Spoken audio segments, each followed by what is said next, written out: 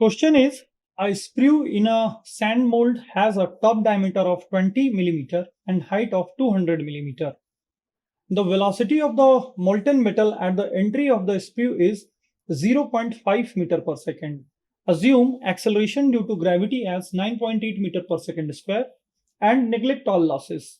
If the mold is well ventilated, the velocity up to 3 decimal points accuracy of the molten metal at the bottom of the sprue is in meter per second. Option A 1.707, option B 2.043, option C 2.358 and option D 2.443। देखिए एक sand mould casting है जिसमें sprue का dimension दिया हुआ है। ये हमारा स्प्रू है।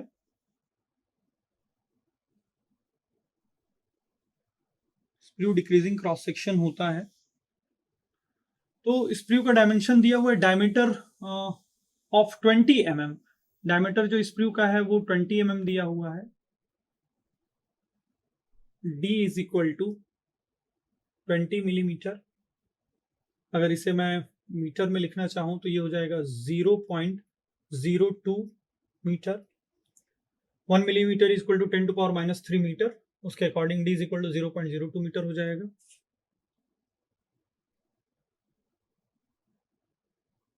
अगर स्प्रू की हाइट यहाँ पे क्वेश्चन में दी हुई है, height is equal to 200 mm। Height is equal to height of sprue is given 200 mm। अगर इसको मीटर में लिखूं तो ये हो जाएगा 0.2 metre.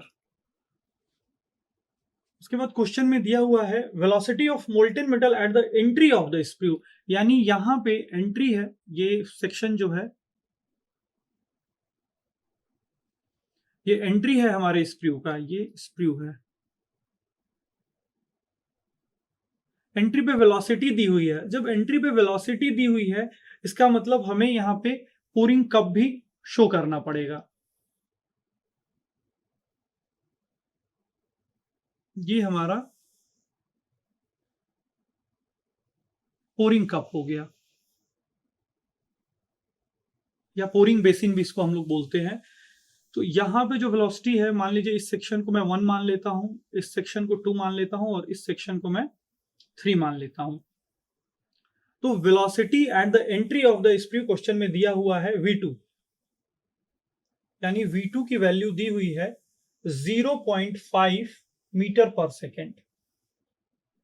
Acceleration due to gravity assume करने के लिए बोला है कि g की वैल्यू आप ले लीजिए 9.81 मीटर पर सेकेंड स्क्वायर। सारे लॉसेस को निग्लेक्ट कर दीजिए, निग्लेक्ट ऑल लॉसेस। अगर हमारा मोल्ड वेल वेंटिलेटेड है तो वेलोसिटी हमको फाइंड आउट करनी है v3। We have to find out the velocity v3 in metre per second. हम लोगों को वेलोसिटी फाइंड आउट करनी है। तो देखिए इस केस में वेलोसिटी अगर v3 फाइंड आउट करनी है तो ये वाली हाइट देख लेते हैं। This is height of the cup, this is the height of the sprue, और इसे हम लोग टोटल हाइट भी कहते हैं। HC प्लस HS अगर हम लोग एक साथ ले लेते हैं तो this height is known as total height HT। और बर्नौली इक्वेशन की सहायता से जब हम लोग फाइंड आउट करने की कोशिश करते हैं सिंपल फॉर्मूले से, तो v3 हमारा होता है v3 is equal to under root 2 into acceleration due to gravity into total height. Total height includes sprue height and pouring basin height, HT। लेकिन अभी इस क्वेश्चन में हमें HT नहीं मालूम है क्योंकि HC की वैल्यू हमें नहीं मालूम है। तो सबसे पहले हम लोग HC की वैल्यू फाइंड आउट कर लेंगे। तो HC की वैल्यू हम लोग 0.2 पे वेलोसिटी की सहायता से फाइंड आउट कर लेंगे। तो v2 दिया हुआ है हमें, v2 is equal to 0.5। v2 दिया हुआ है, v2 को हम लोग लिख सकते हैं अंडर रूट, जैसे v3 के लिए हम लोगों ने लिखा है अंडर रूट 2g HT। यहाँ पे वेलोसिटी कितनी होगी, under root 2g HT total height. तो ये हो जाएगा under root 2 into acceleration due to gravity g into HC, height of the pouring basin या height of the cup.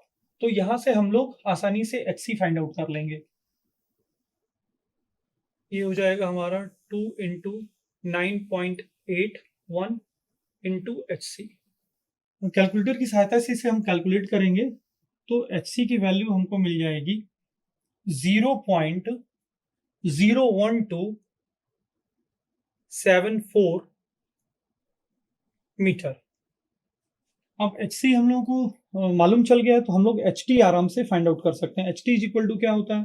HT is equal to HC plus HS, height of pouring basin या cup plus height of the sprue.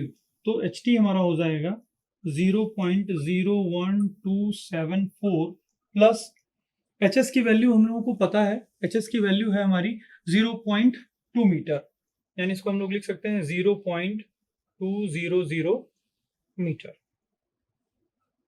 इसको हम लोग जब add कर देंगे तो ये आ जाएगा हमारा 0.21274 मीटर HT। अब हम लोग आसानी से V3 की वैल्यू फाइंड आउट कर सकते हैं। V3 की वैल्यू इस फॉर्मूले में लगा करके फाइंड आउट कर सकते हैं। V3 इज इक्वल टू हो गया हमारा √2 इंटू 9.81 इंटू HT हो जाएगा हमारा टोटल हाइट 0.21274। कैलकुलेटर की हेल्प से जब इसे हम लोग कैलकुलेट करेंगे velocity at the bottom of the screw, तो ये हम लोगों को प्राप्त होगा 2.043 मीटर पर सेकेंड। ये हमारा फाइनल आंसर हो जाएगा। तो यहाँ क्वेश्चन में हम लोग देखेंगे ऑप्शन बी हमारा करेक्ट आंसर हो जाएगा 2.043 मीटर पर सेकेंड।